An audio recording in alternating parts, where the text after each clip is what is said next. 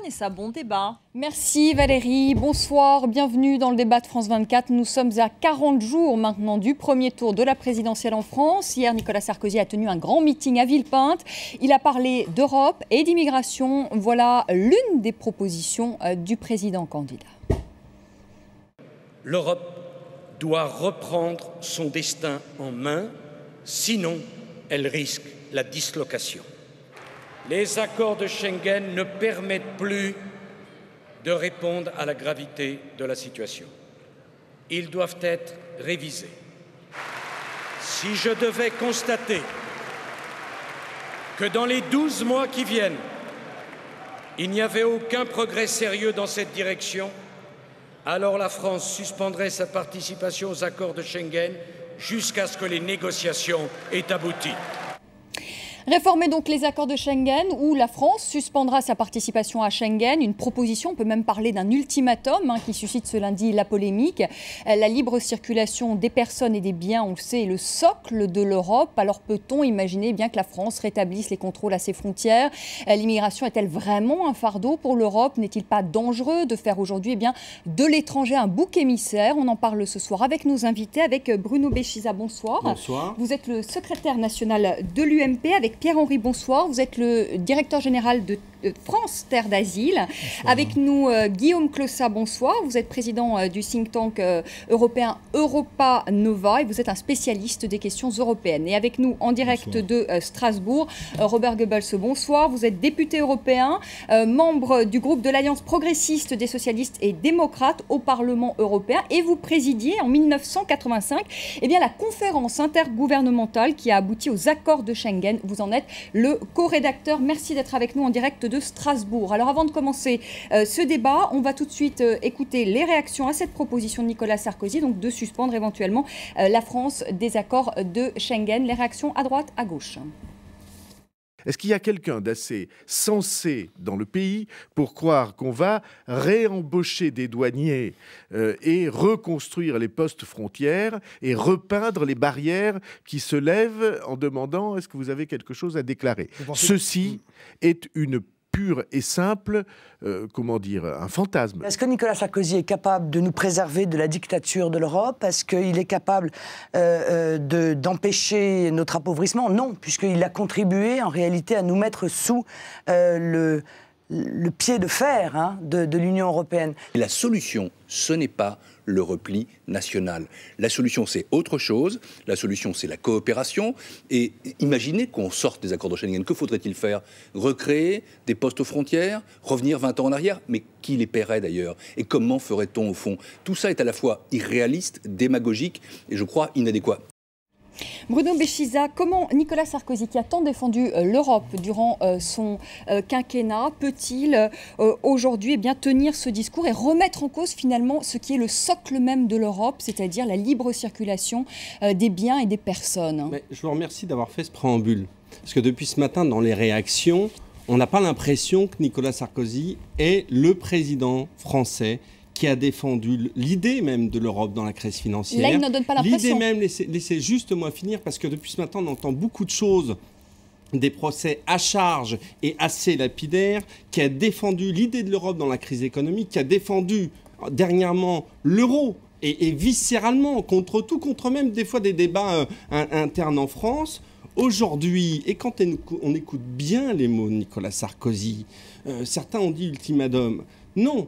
On relie le discours de Villepinte au discours de Bordeaux samedi dernier, où à Bordeaux, le président, mais cette fois-ci dans son rôle de candidat, dit « l'immigration pour la France est un atout ». C'est posé comme postulat, mais c'est aussi un problème. Voilà. Est-ce que c'est un gros mot de dire cela? Et ensuite de dire « oui, aujourd'hui, on a des problèmes face à Schengen ». La future arrivée dans Schengen de la Roumanie et de la Bulgarie pourront poser problème et on pourra peut-être en parler effectivement concrètement. La porosité de la frontière gréco-turque peut poser problème. On peut en parler librement.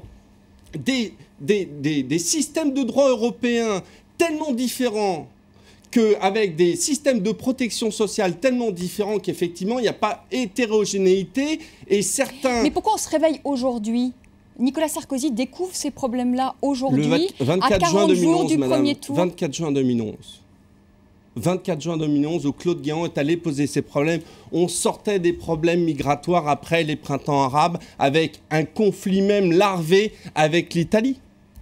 En 2008, Nicolas Sarkozy a là encore posé ce problème en parlant du... Il a posé des problèmes, mais il n'a pas fait grand-chose. Le 24 juin 2011, rien n'a été fait dans la gestion de la crise avec l'Italie. En 2008, c'était effectivement le pacte européen sur l'asile et l'immigration. Mais est-ce que vous imaginez demain l'interdiction de la régularisation massive? C'est un Bruno problème qui n'a jamais été est-ce que vous éludé. imaginez demain, s'il n'y a pas une réforme des accords de Schengen, eh bien que la France suspende ces accords de Schengen et qu'on rétablisse, comme on l'a entendu ici et là, eh bien des douaniers aux frontières? Enfin, là encore, c'est quand même stupéfiant que des gens aussi, je vais mettre de côté Marine Le Pen, mais que quelqu'un d'aussi intelligent et instruit, M. Bayrou, fasse ce raccourci est risible. On pose un problème de droit, on pose un problème de gouvernance européenne, on pose un problème de contrôle interne, on pose le problème par exemple de détails techniques sur la biométrie. L'idée de Nicolas Sarkozy n'est pas de dire « j'aimerais que la France se recroqueville ». C'est un message lancé pour qu'on avance sur une refonte effectivement de Schengen. Je ne le perçois pas comme un message négatif. Robert Goebbels, je rappelle que vous êtes l'un des co-rédacteurs des accords de Schengen. Bruno Béchiza dit qu'il ne perçoit pas cette proposition de Nicolas Sarkozy comme un message négatif. Est-ce que c'est également votre cas ? Non, pas du tout. Je trouve que nous sommes ici en plein délire. Passez-moi cette expression. Les accords de Schengen, ça n'existe plus. Depuis bien longtemps, les accords de Schengen sont partie intégrante des traités européens. Donc si quelqu'un en France veut sortir de Schengen, il doit sortir de l'Union européenne. Ou alors demander une renégociation du traité. Comme François Hollande, finalement, dans une autre mesure. Bruno Béchiza, je vous redonne, mais je voudrais qu'il réagisse tout de suite, Bruno Béchiza. Vous entendez, c'est quand même l'un des rédacteurs, quand même des accords de Schengen. Il dit aujourd'hui, ça n'existe plus, ces accords de Schengen, qu'ils ont été intégrés dans le traité européen. Ça veut dire qu'aujourd'hui, il faut renégocier ce traité européen. Finalement, c'est ce que fait aussi, ce que demande François Hollande. C'est taquin, mais de bonne foi du Parti socialiste de dire cela. Sauf que d'un côté, il y a de l'incantation et de l'autre côté, il y a un Nicolas Sarkozy, et vous l'avez rappelé vous-même, qui dans les faits, depuis 5 ans, a montré à tous nos partenaires européens quel est son attachement à l'idée de l'Europe, tout simplement. Robert Goebbels, je vous donne la parole ensuite, Guillaume Clossard. Robert Goebbels, vous vouliez réagir? Mais non, Nicolas Sarkozy, si vous le permettez, ce tac d'avoir... renégocier le traité constitutionnel et d'avoir fait le traité de Lisbonne. Or, le traité de Lisbonne, dans son article 67, dit qu'il garantit l'absence des contrôles aux frontières intérieures. Et dans son article 78, le traité de Lisbonne dit qu'on peut effectivement suspendre ces contrôles, mais sur proposition de la Commission et avec l'accord du Parlement européen. Et d'ailleurs, on parle ici des frontières intérieures. On ne parle pas de la porosité de la frontière gréco-turque dont a parlé monsieur de l'UMP. Ça, c'est les frontières extérieures de l'Europe. Mais les frontières intérieures, l'année dernière, ont été franchies par 1,5 milliard d'Européens. Est-ce que vraiment quelqu'un en France pense pouvoir contrôler 1,5 milliard d'Européens? Est-ce que vraiment quelqu'un en France veut contrôler les millions de touristes qui viennent en France faire des vacances, puisque la France est quand même la première destination touristique en Europe ou même au monde? Vous voulez réellement réintroduire les contrôles aux frontières intérieures? C'est ridicule. Guillaume Clossard. Moi, je pense qu'il y a un sujet qui a été posé par Nicolas Sarkozy et qui n'est pas faux, c'est la porosité des frontières extérieures. Mais dans ce cas-là, donnons-nous les moyens de le faire correctement. Il se trouve qu'il y a un certain nombre d'États, la Pologne, la Grèce, l'Italie, l'Espagne, sur lesquels il y a un poids plus fort parce qu'ils se trouvent à proximité de zones migratoires. Eh bien, donnons-leur les moyens de faire correctement leur travail. Et moi, je dis, on ne va pas rentrer dans une stratégie où on va stigmatiser tel ou tel État. Créons une police communautaire du contrôle douanier. et de sorte que la solidarité européenne pourra jouer clairement. Parce qu'aujourd'hui, l'Europe ne donne pas, par exemple, à la Grèce, je crois que 80% de l'immigration illégale passe par la Grèce. Ça veut dire qu'aujourd'hui, les Européens ne donnent pas d'argent à la Grèce pour lutter contre l'immigration. C'est qu'à partir du moment où vous avez une police communautaire ou une police fédérale, la responsabilité, elle est de tout le monde. Et comme on considère que le marché unique, le marché intérieur, c'est un bien commun, et on en a besoin parce que nos entreprises ont besoin pour grandir d'un marché qui dépasse celui de la France, et qui même, j'allais dire, dépasse celui de l'Europe, si on ne protège pas ce bien commun avec des moyens communs, et pour moi, c'est une police communautaire européenne. Mais elle existe, Frontex existe aujourd'hui. Il y a des outils, mais c'est pas suffisant. C'est pas suffisant, et puis c'est pas suffisant parce que manifestement, on dit il y a des États qui sont plus responsables que d'autres. Non, c'est de notre responsabilité collective. Donc clarifions les choses et créons une vraie police fédérale européenne des frontières. Elle existe aux États-Unis. C'est la manière d'éviter de stigmatiser tel ou tel État. Excusez-moi, mais on n'en a pas besoin aujourd'hui. Il y a des sujets bien plus importants. Il a raison, Robert Goebbels. Il existe le système. Non, il va vous préciser exactement ce qui existe. Il y a un système qui existe, qui s'appelle en effet Frontex. Mais Frontex, c'est Frontex dont vous parlez, oui. Oui, Frontex, Robert Goebbels. C'est un peu moins que ça. Oui, on a Frontex qui n'a pas assez de moyens, mais là, les États freinent. Et puis, on a le système informatique Schengen, qui, lui, est à Strasbourg et qui permet aux polices de toute l'Europe de coopérer, non seulement contre l'immigration illégale, mais également contre les voitures volées et d'autres méfaits. Donc, tout ça existe déjà. Mais tout ça existe, mais ça ne suffit pas. Non, il y a des bases. Il y a des bases, mais moi, je pense qu'il faut aller plus loin pour éviter qu'il y ait une stigmatisation de tel ou tel État. Pierre-Henri, est-ce que cette proposition de Nicolas Sarkozy qui vise à limiter donc l'immigration clandestine, est-ce que c'est la solution? Mais non, mais cette proposition est d'abord destinée à faire du bruit, du buzz et à créer évidemment la polémique. On voit bien comment fonctionne cette campagne présidentielle.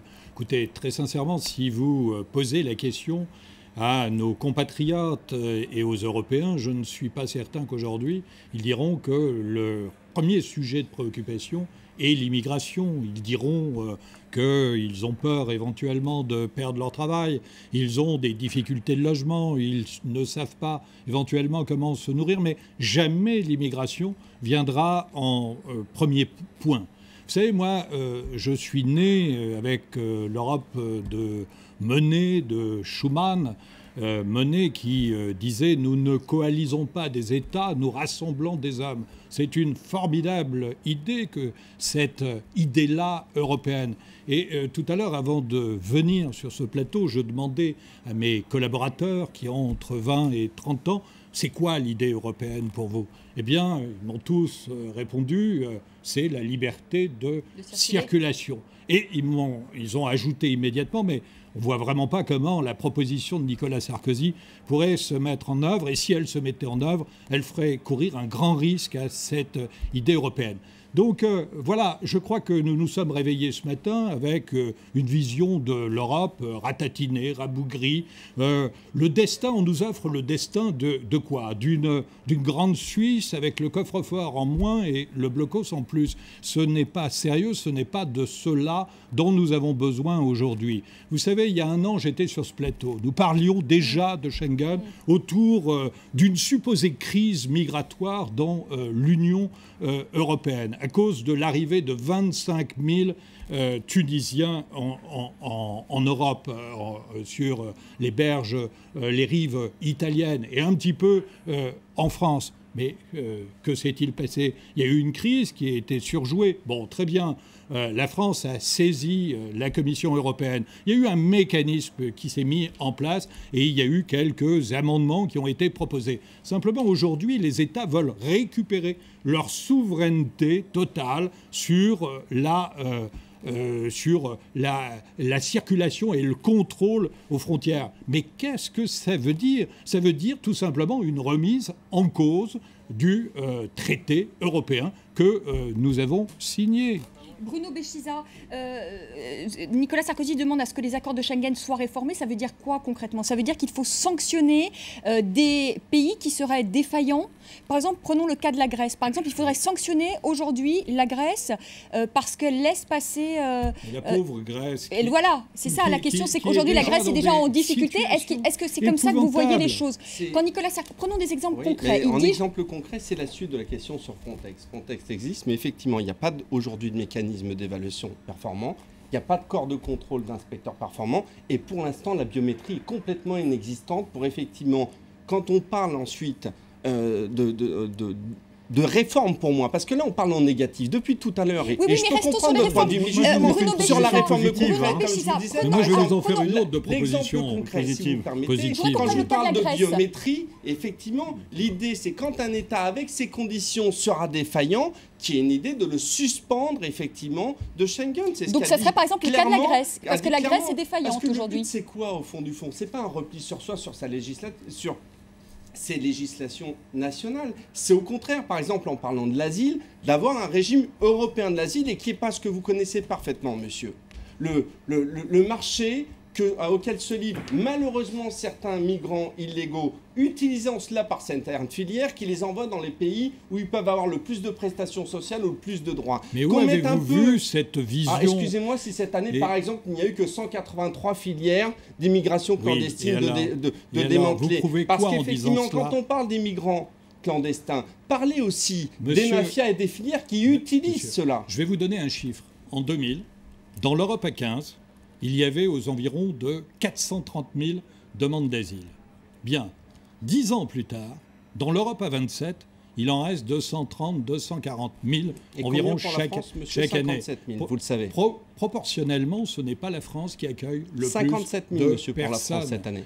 Vous pouvez redonner le chiffre européen pour le mettre en perspective? C'est un certain nombre d'autres pays qui sont les plus exposés. Mais ce que je veux simplement vous dire, c'est que les mécanismes de Schengen fonctionnent aujourd'hui. Laisser croire que l'Europe est une passoire, c'est véritablement une faute. Simplement, aujourd'hui, il y a un problème. Il y a un problème aux frontières extérieures. Parce que, bien évidemment, toute la charge de l'accueil repose sur les pays qui ont des frontières extérieures, c'est-à-dire l'Espagne, c'est-à-dire la Grèce, la Pologne. Et ils n'ont pas, aujourd'hui, les moyens de l'accueil. Alors, que nous travaillons ensemble, mais ça ne fait jamais que 12 ans que nous disons cela, nous autres Européens. Ça a été dit le 24 juin 2011 par Claude Guéant au niveau de l'Europe. Le sommet de Tampere en 1999. Que nous travaillons à une meilleure harmonisation, bien sûr, c'est un objectif commun. Mais ça, pardonnez-moi de vous le dire, ça, c'est la tâche d'un secrétariat d'État à l'immigration. C'est sans doute pas un objectif dans la campagne présidentielle. Bruno Béchiza, on va faire une petite pause, mais je voudrais quand même que vous me répondiez sur le cas de la Grèce, parce que c'est un cas concret. Donc aujourd'hui, la Grèce est un État défaillant. Dans ces cas-là, il est posé par Nicolas Sarkozy que dans ces cas-là, comme ça pourrait être le cas, on parlait de la Pologne, c'est quand même incroyable parce qu'on se bat pour la Grèce. Je vous ai répondu. On se bat donc pour la Grèce pour qu'elle reste dans l'euro, mais par contre, on sort la Grèce de l'espace Schengen. Pour moi, on n'est pas dans le négatif. C'est pas de dire, ça y est, on met au banc la Grèce. Quand on dit suspendre, c'est peut-être pour remettre à niveau et voir ensemble. Or, certains pays, on peut parler d'une arrivée prochaine dans Schengen. La Roumanie, on voit bien qu'on a un problème aujourd'hui. La Roumanie et la Bulgarie, on va en parler. De la Roumanie et la Bulgarie, on va faire une petite pause. On reprend la deuxième partie de ce débat. À tout de suite.